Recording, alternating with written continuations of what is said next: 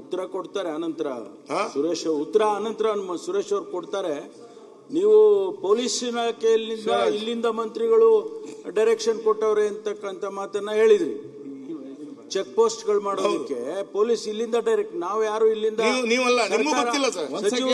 ಇಲ್ಲ ಸಾರಿ ನೀವು ಕರೆಕ್ಟ್ ಮಾಡ್ಕೊಳ್ಳಿ.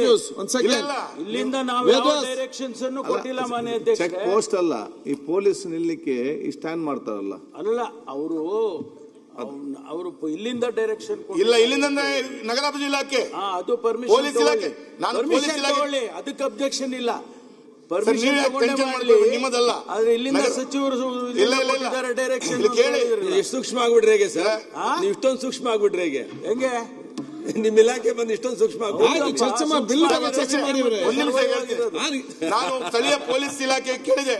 ಅಲ್ಲ, ನಿಮ್ಮ ಯಾವಾಗ್ಲೂ ಅಶೋಕ್ ಅವರು ಜೋರಾಗಿ ಮಾತಾಡಬೇಕು ಅಂತ ಹೇಳ್ತಿರ್ತಾರೆ. ಸ್ವಲ್ಪ ಜೋರಾಗಿ ಮಾತಾಡೋಣ. ಅಲ್ಲ, ಮಾತಾಡೋದಕ್ಕೆ ನೀವು ಸಾಂದರ್ಭಿಕವಾಗಿ ನಾನು ಜೋರಾಗಿ ಮಾತಾಡ್ತೀನಿ.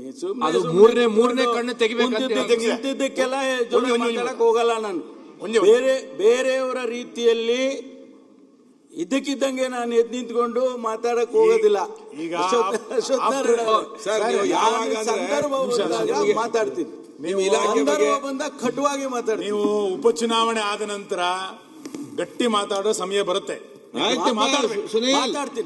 ಮಾತಾಡ್ತೀನಿ. ಉಪಚುನಾವಣೆ ಆದ ನಂತರ ಗಟ್ಟಿ ಮಾತಾಡಬೇಕು. ಅವಕಾಶಗಳು ಒದಗಿ ಬರ್ಬೇಕು. ಹಂಗ್ ಮಾತಾಡಬೇಕು, ಗಟ್ಟಿಯಾಗೆ ಮಾತಾಡ. ಈಗ ಬಿಲ್ ಬಗ್ಗೆ ಮಾತಾಡಿ, ಉಪಚುನಾವಣೆ ಮತ್ತೆ ನೋಡಿ ನೀವು. ನ್ಯೂಸ್ ಫಸ್ಟ್ ನಿರ್ಭೀತಿಯಿಂದ ನಿಮ್ಮ ಪರವಾಗಿ.